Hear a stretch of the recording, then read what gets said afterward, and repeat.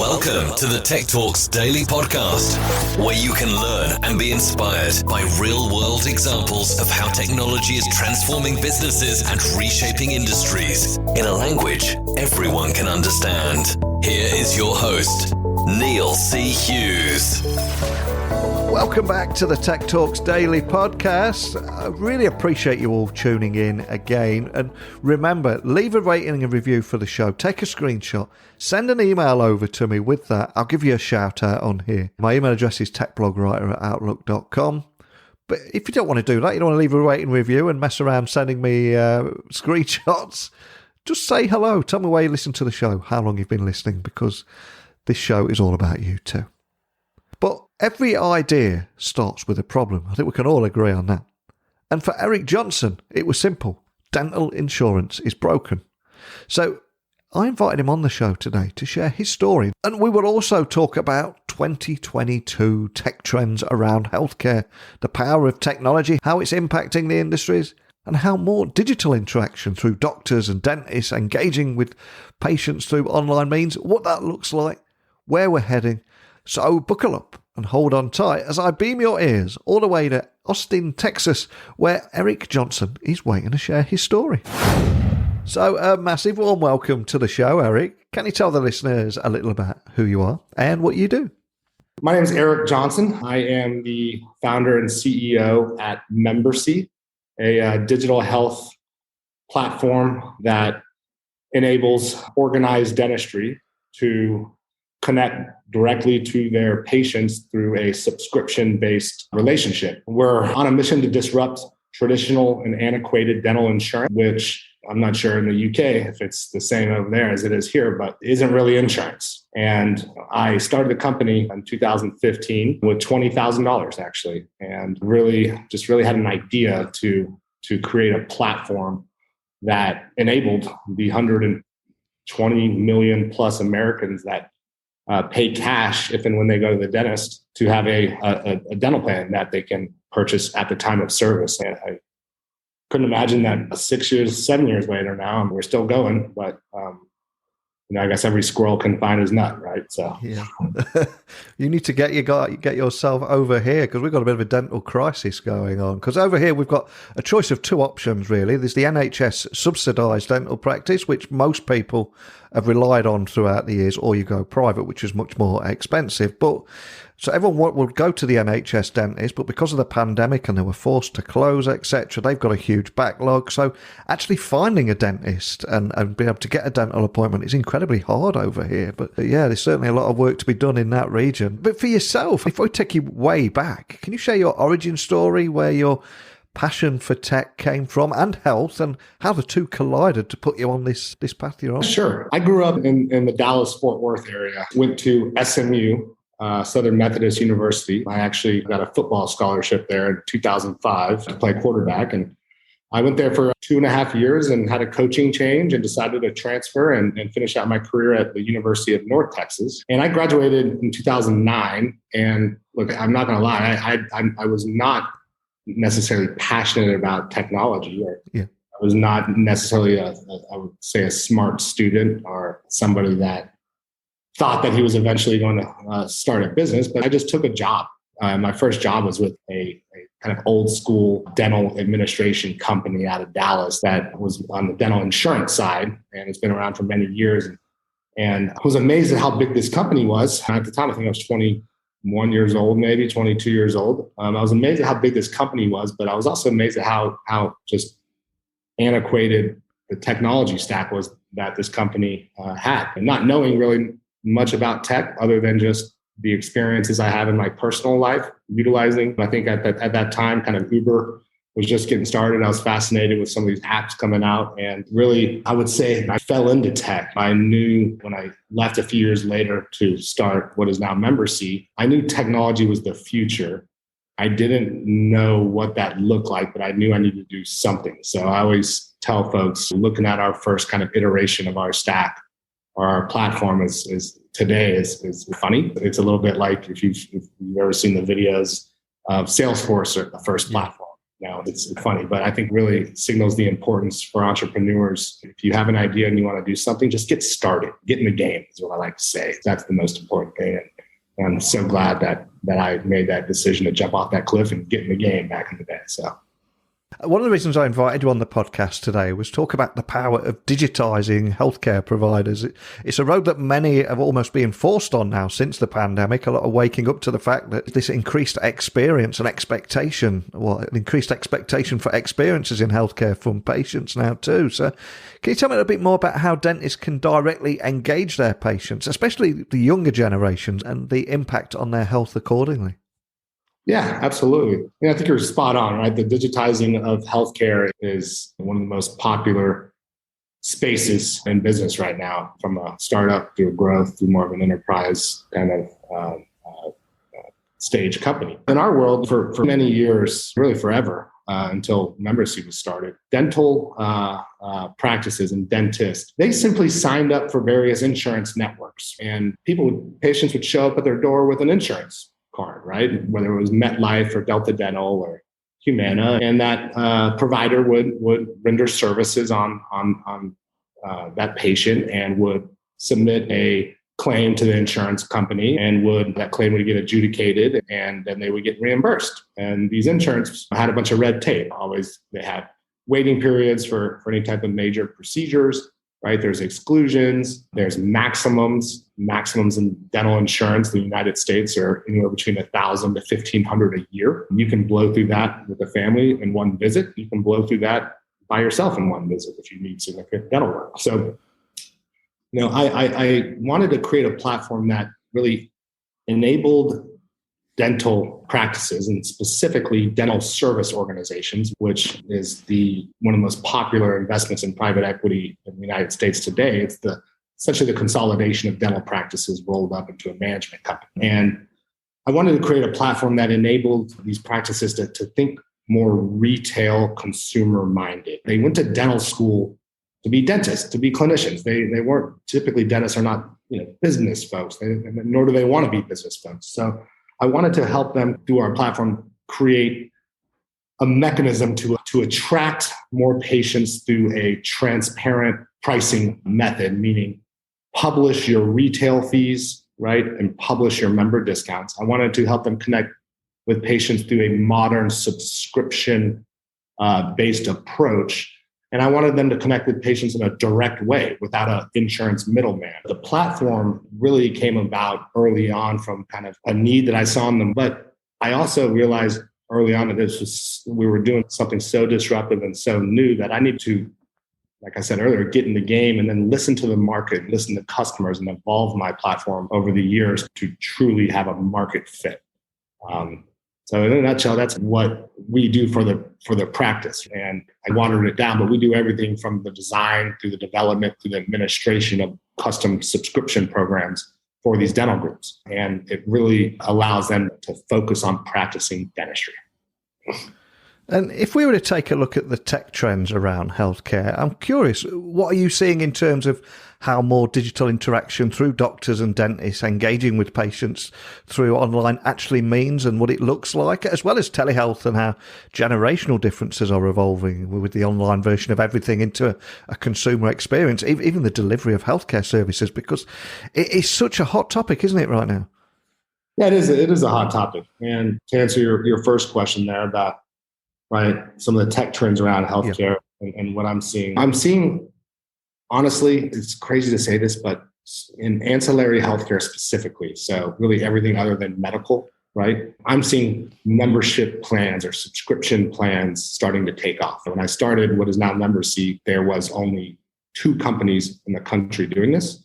Today, there's about 25 to 50, and that's just in dental. We're seeing this model also take off in other ancillary sectors like dermatology, like ophthalmology and optometry. Obviously, in pharmacy with companies like GoodRx, that's been around for a while, the PBM model and the discount cards in that space. But I'm really seeing a trend, quite frankly, of what we're doing. Additionally, online booking, really all practices now have the ability for you to book online, and that online platform will integrate directly with your practice management system. Our chief product officer, a gentleman named Jacob Henderson out of the state of Louisiana, he's a Cajun, but he started a company before he joined membersy years ago called LocalMed, which actually was the largest online scheduling platform in dentistry, bigger than ZocDoc, and then he had a successful exit and joined us last year. So those are two trends. The third would be AI, right? AI is really making a lot of progress in dentistry. It's fascinating to see, but traditionally kind of ancillary healthcare market, healthcare in general has been a little behind on kind of the digital trends, and the ancillary space is even more behind than that. But it's nice to see the progress there. Your second question, right? Like how's telehealth? Dentistry, there were some companies that have rolled out telehealth platforms. They've been a little tough to gain traction because dentistry, obviously you need to be in the dental office to have an effective visit 9 out of 10 times. So we're not seeing it that much in dentistry, but obviously throughout the rest of healthcare, it's huge. And it's something that I personally use and think there's nothing better than being able to get on a call or a FaceTime with a doctor and get a prescription. And if we were to look back to the pre-pandemic world, I know it feels incredibly weird to even look back that far because so much has happened and the world has changed so much. But telemedicine boomed in 2020, and the entire digital transformation of how healthcare providers engage patients and how patients create healthcare experiences is only just beginning to rise as the next innovation wave. Why do you think that is, and the pace is ramping up now? Is it because of the pandemic, would you say, or something else?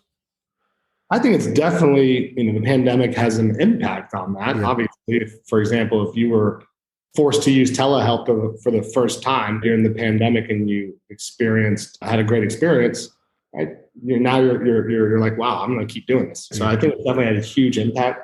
I also think just the platforms and companies in that space over the last, call it 5 to 10 years, have made tremendous strides in building out their networks and making their technology stack and their UI, UX, and their experience for members much, much better. So I think there's a natural progression over time in that industry. I think it's a mixture of just a natural progression in that space. And then also, yes, the pandemic had a huge impact on it. It's a lot of folks like my dad and my mom used telehealth for the first time during the pandemic, and they use it now quite frequently. And there is so much hype in this space at the moment. So is there any evidence-backed tech trends and ideas that are appearing on your radar this year? Because I'm sure you're monitoring these trends quite closely.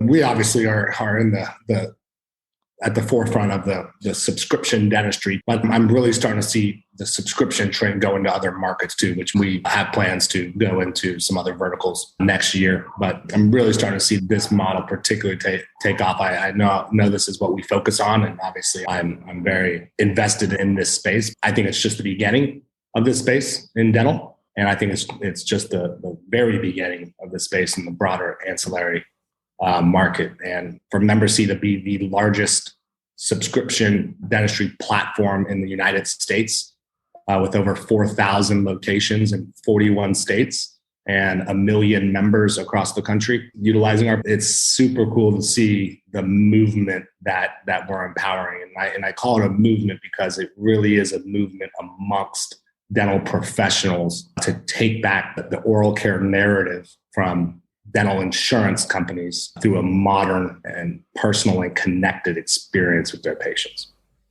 But there was a quote from about, I think it was 10 years ago now, where an IBM chief said that the last great experience we have anywhere is becoming the standard expectation for what we expect everywhere. And that was 10 years ago, and I think we've all seen that happen over the years. So I'm curious, do you see traditional healthcare insurance models, are they going to be shaken up by consumer-driven demand that is tech-driven, where it offers that almost personalized? I think in the medical space, it's not going to change too much. There's been for many years in the United States, the entire country has known that our kind of insurance, our medical insurance system is too expensive in a lot of ways. It's broken. However, without a public option or without, quote unquote, a national kind of wellness program to keep people more healthy, it's really tough to change much there, because you will never not have, from an insurance perspective, right, the possibility of somebody having a heart attack or getting hit by a bus and having a $500,000 hospital. Now,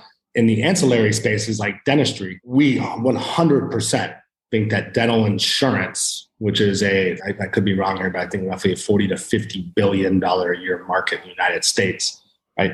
We 100% think that is evolving, and we're at the forefront of that evolution. And we think that's evolving for really three reasons. First and foremost, the rise of dental service organizations in the United States. So in 2010, I believe it was 1% to 2% of dentists were affiliated with DSOs. At that time, it was still a cottage industry, meaning a dental office had a dentist had a dental office in a medical facility. They maybe had a hygienist and front office staff, and they would refer you to an orthodontist if you needed ortho treatment. They wouldn't really do marketing. They would really gain all their traction from patients through networks, dental insurance networks. Fast forward to today, about 20 to 25% of all dentists are affiliated with DSO, and projections are by 2025, that could be upwards of 50 to 55%.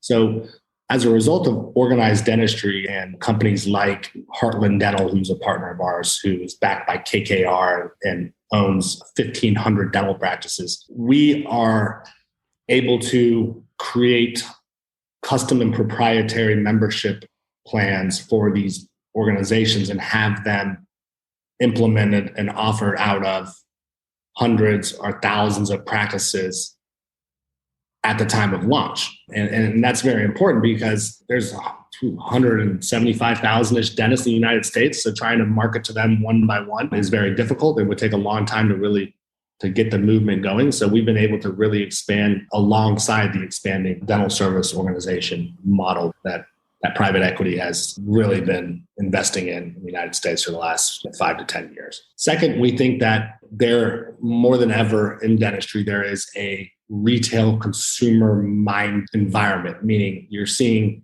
almost every corner in the United States, you're seeing a dental office now. These dental offices are in retail environments. So they're in shopping centers, right? They're in office buildings in downtowns and cities, right? And they have great brands and they do marketing, right? So dentistry's done a great job understanding that consumerism is something that does not just exist in apparel or in e-commerce or various other sectors, but it also exists in healthcare. The third component is there's a lot of quote unquote cash in the market, meaning with about 120 million Americans without traditional dental insurance, right? There's a lot of people paying cash when they go to the dentist. This is rich, poor, black, white, people in the Northeast, people in the Southwest. It doesn't matter. Dental insurance doesn't work for a lot of people. And as a result, in any market, when you have a lot of cash, you have to be able to control that cash. So our programs enable these groups to say, hey, cash paying patient, instead of not knowing what it costs to get dental services and paying cash, right,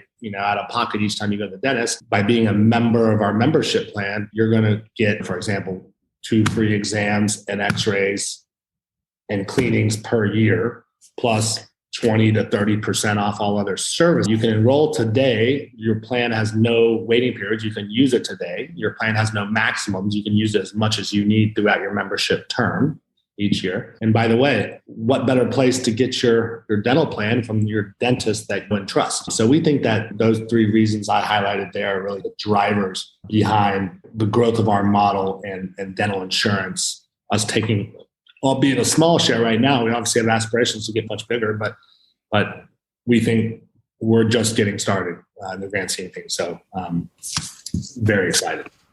And you mentioned about consumerism there, and there's a lot of excitement around digitally evolving healthcare providers to better connect with patients and start improving health outcomes. I think that's great. I always say on this podcast that technology works best when it brings people together. But what is it that excites you about where we're heading with this? I think technology is something that is a fantastic tool for workflows, obviously, and practitioners and dental practices and healthcare in general. There's workflows in there, just like there are workflows in our company here in downtown. And so I think that anytime you can help somebody do a better job, it's worth it. And that's technology. Now, with that said, we take a little bit of a different approach than a lot of these technology companies do. And this is born out of my personal experience. It drives me nuts when I have a tech platform and I want to get some support and I have to email them, or I have to chat with them, or I've got to go through some support center online and do everything. Those are great to be able to do that. But But a lot of times you want to pick up the phone and you want to be able to make a call and talk to somebody, right? And we are firm believers that if you mix the quote unquote old school approach to what we call membersy concierge, which is member services for us, and dental practice relations, customer success, essentially. I think if you mix service and support with great technology, that's very powerful. We really have a focus on doing that.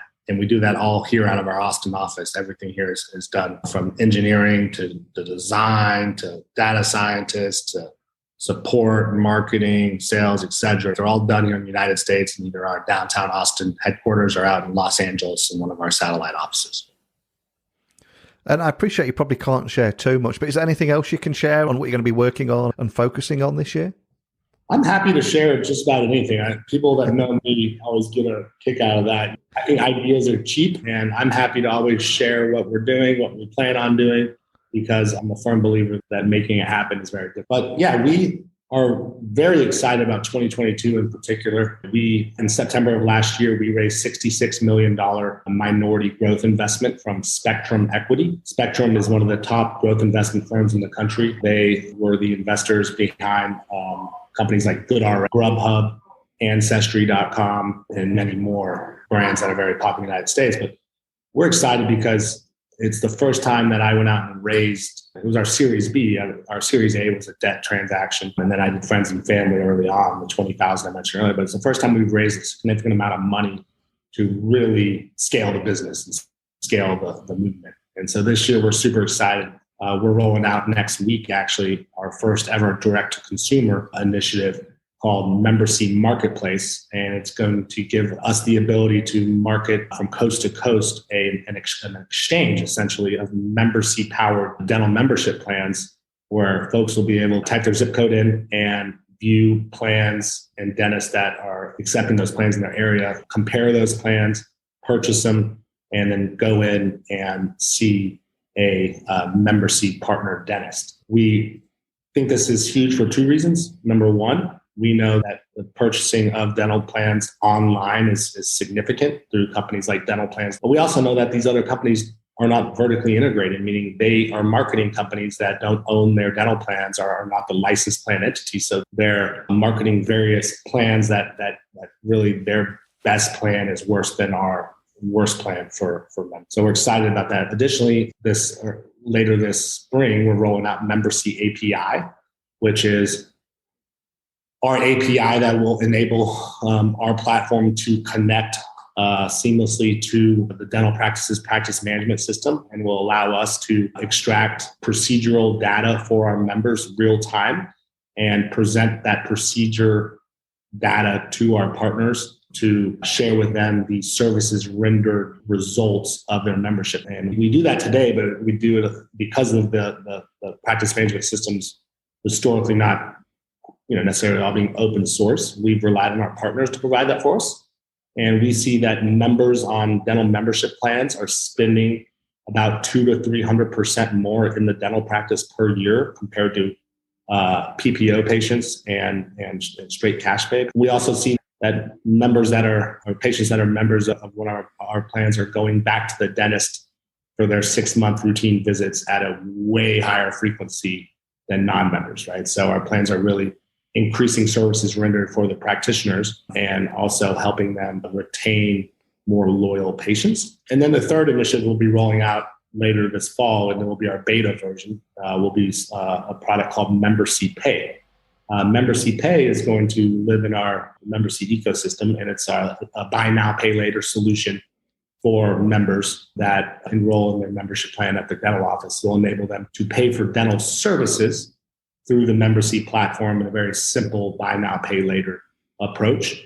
And we're doing that because we know that a ton of our members, after they enroll in a membership plan, they might have, let's call it a treatment plan of $3,000. They might get a discount of $2,000 with the plan, but then they're going to Care Credit to finance that work. We want to make it a seamless and connected experience for all of our members and practices. So Membersy Pay is a super exciting for us and something that we believe is going to have immediate traction amongst our DSOs. And I view us as a lab in a lot of ways for our DSOs, right? We're always listening to our partners and developing products and solutions in coordination with them. And it's super exciting because Today, membersy has, let's say, roughly 13 of the largest 30 dental brands in the world are partners with, and whenever we roll out a new solution, through those channels, it gives us an opportunity to have immediate impact. Well, I wish you the best of luck for the year. Excited to be following you from the sidelines here in the UK. But we began the podcast talking about your origin story. And as we come full circle, I want to ask if there was a song, piece of music, movie or book that has inspired you or helped you in your career. And we'll add it to one of our lists for everyone listening. Is there anything that springs to mind that you'd like to leave us with today? Not necessarily, but I will say there's an individual that I've always cool. And growing up in Dallas, I was always a diehard Dallas Mavericks fan. I'm talking back in the early 1990s when the Mavericks were the bottom of the barrel in the NBA for many years. And in the late 90s, Mark Cuban, as many know, bought the Dallas Mavericks, and I was always fascinated with Mark Cuban's approach. He's very much a contrarian. He obviously very forward thinking, and I followed him. I still follow him pretty religiously, and I even remember back in the day being, I believe I was 16 years old. I sent Mark Cuban after a Mavs game and asked him various questions about stuff in his business career, and he replied to me within an hour. I thought that was amazing. So he had me locked in from then. But I said I wasn't the only one that got that. It was a known thing in the Dallas-Fort Worth area at the time. And if you email Mark Cuban, he'll get back to you. I'm a huge fan of Mark Cuban and what he's done from a business perspective, but more importantly, his approach to how he does things. I think it's refreshing and somebody that does a lot of good. Wow, what an amazing story. I absolutely love that. And before I let you go, for anyone listening that would like to find more about you online, contact your team if they've got any questions or find out anything, dig a little bit deeper on anything that we talked about today, what's the best starting point? Yeah, I would say two things there. So if you want to learn more about membersy, or you can go to membersy.com. It's MEMBERSY, membersy.com. Or you can, if you have an interest in being an entrepreneur or interest in starting a business, feel free to email me directly. My email is eric.johnson. That's ERIC.Johnson, JOHNSON, at membersy.com. Those would be the best ways. And I love to hear people's feedback on this podcast. Hopefully a exciting listen. And Neil, I certainly appreciate you having me on your show today. No, thank you so much for joining me. I love chatting with you. I feel we've covered so much in a small amount of time there. And you gave your email address. Are you going to reply within an hour like Mark Cuban? Yes, maybe I'll try to do it within 59 minutes.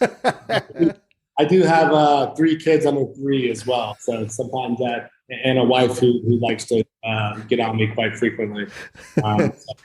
I'll do my best then. No problem at all. Like I said, we've covered so much, but more than anything, just thank you for coming on here and sharing your story too. I really appreciate it.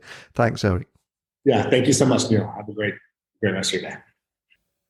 A huge thank you to Eric there for taking the time to share his story on here. Remember, if you want to share your story, if you've got a question you've always wanted to ask me, if you've been listening for a while and been a little bit nervous about contacting me, please don't. I invite everyone to send me a quick message by DMing me on LinkedIn, Twitter, Instagram at Neil C. Hughes, or sending me an email, techblogwriter@outlook.com.